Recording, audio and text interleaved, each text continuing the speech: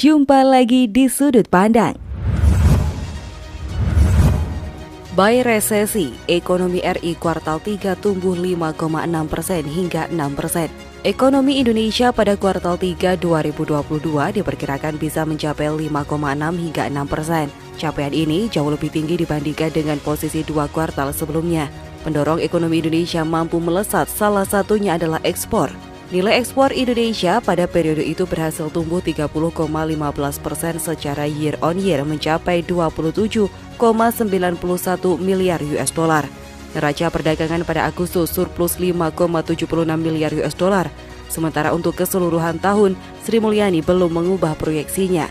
Meskipun banyak lembaga internasional seperti IMF, Bank Dunia, dan ADB meramal ekonomi Indonesia tumbuh tinggi antara 5,1 hingga 5,4%. Anggaran Kemenhan tembus 134 triliun rupiah, Prabowo sebut kurang. Komisi 1 DPR RI menyetujui anggaran Kementerian Pertahanan untuk tahun anggaran 2023 sebesar 134 triliun rupiah. Namun Menteri Pertahanan Prabowo Subianto disebut merasa anggaran itu kurang. Oleh karenanya mereka akan mengagendakan rapat dengan Menteri Keuangan Sri Mulyani. Hal itu diketahui dari Ketua Komisi 1 DPR Mutia Hafid yang memimpin rapat dengan Menhan dan turut dihadiri oleh Panglima TNI Jenderal Andika Perkasa, Kasat Jenderal Dudung Abdurrahman, dan Kasal Laksamana Yudo Margono. Media asing sebut persatuan Prabowo Jokowi buat politik dan ekonomi stabil. Kondisi politik yang stabil saat ini telah membantu perekonomian Indonesia. Salah satu faktornya adalah keputusan Prabowo Subianto yang merupakan rival dari Presiden Joko Widodo untuk bergabung di pemerintahan selepas Pilpres 2019. Mantan Menteri Luar Negeri Singapura George Yeo dalam artikel media asing Financial Times berjudul Indonesia's Expected Success Story mengatakan Indonesia merupakan penganut sistem demokrasi dengan karakteristik orang Jawa. Dengan seperti ini, menurut George, kondisi Indonesia stabil dalam berbagai hal lantaran demokrasi terpimpin yang dianut Indonesia tidak merugikan kawan dan lawan. Dia mencontohkan bergabungnya Prabowo ke pemerintahan. Tak hanya di bidang politik, ekonomi, Indonesia pun juga stabil setelah Prabowo bergabung ke Kabinet Jokowi. Investor mengatakan stabilitas politik ini telah membantu perekonomian. Bawaslu cek laporan dugaan pelanggaran tabloid KBA Newspaper Anies. Ketua Bawaslu Rahmat Bagja menyatakan pihaknya akan mengecek laporan dugaan pelanggaran tabloid KBA Newspaper. Tabloid itu disebarkan di masjid yang berada di Kota Malang, Jawa Timur. Beberapa waktu lalu Bagja mengatakan pihaknya akan mengecek laporan tersebut memenuhi syarat formil dan material. Termasuk, kata dia, menentukan terdapat dugaan pelanggaran atau tidak yang dilakukan Gubernur DKI Jakarta Anies Baswedan dan relawannya dari aktivitas sebagaimana dilaporkan. Lebih lanjut, Bagja belum bisa memastikan apakah nanti akan memanggil Anies Baswedan dan relawannya sebagai terlapor dalam dugaan pelanggaran ini.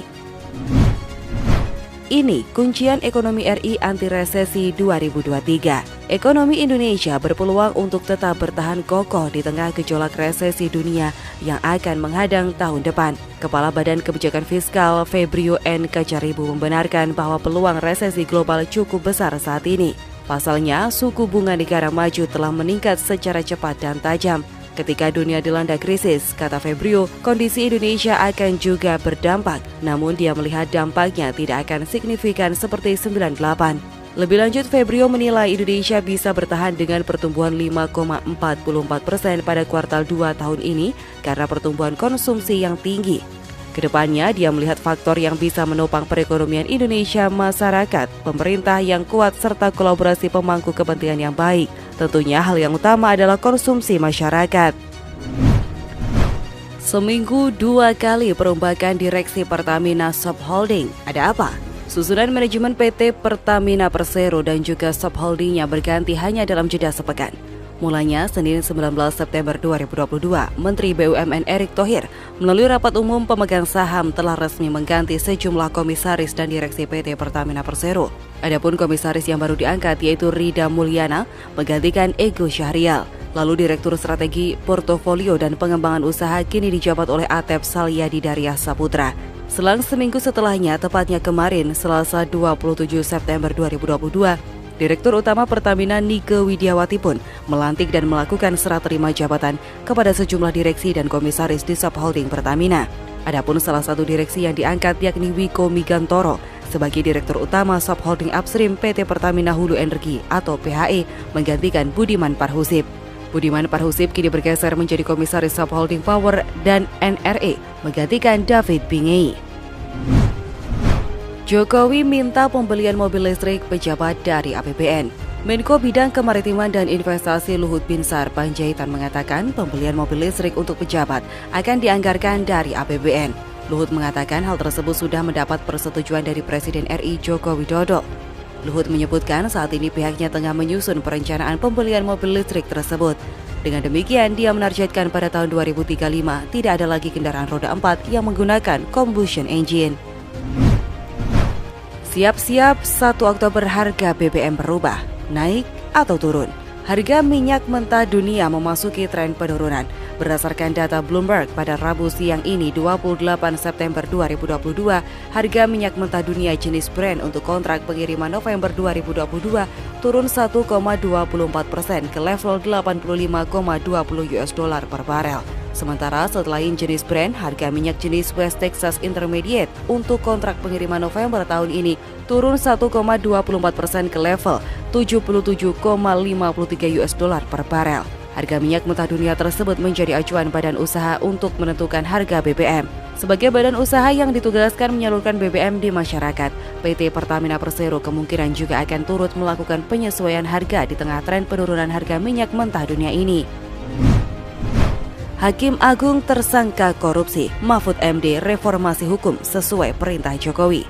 Menko Polhukam Mahfud MD menyatakan segera merumuskan cara terkait permintaan Presiden Jokowi untuk melakukan reformasi di sektor hukum peradilan usai Hakim Agung Sudrajat Dimyati menjadi tersangka suap. Namun Mahfud mengatakan pemerintah sebagai lembaga eksekutif tidak bisa langsung mencampuri MA yang merupakan lembaga yudikatif. Sebelumnya, Presiden Jokowi mengatakan reformasi di bidang peradilan penting dilakukan setelah Sudrajat Dimyati ditetapkan sebagai tersangka kasus dugaan korupsi oleh KPK.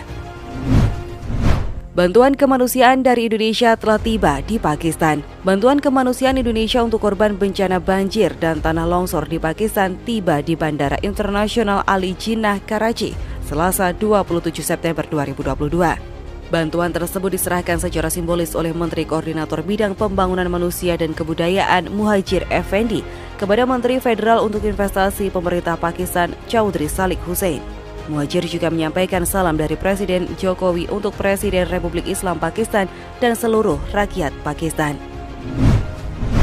Dorong ekonomi, pemerintah pastikan kelancaran penyaluran bantuan sosial. Presiden Jokowi menyatakan pemerintah akan terus mempercepat penyaluran bantuan subsidi upah atau BSU hingga ke seluruh wilayah Indonesia. Hingga hari ini, Rabu 28 September, penyaluran BSU di seluruh Indonesia telah mencapai 48,34% atau tersalur kepada 7.077.550 penerima. Percepatan juga dilakukan pada bantalan sosial lainnya sebagai bentuk pengalihan subsidi BBM, yakni bantuan langsung tunai BBM. Hingga Rabu 28 September, BLT BBM telah terrealisasi 96,6% di 508 kabupaten dan kota. Pemerintah juga akan terus mempercepat penyaluran bantuan tersebut.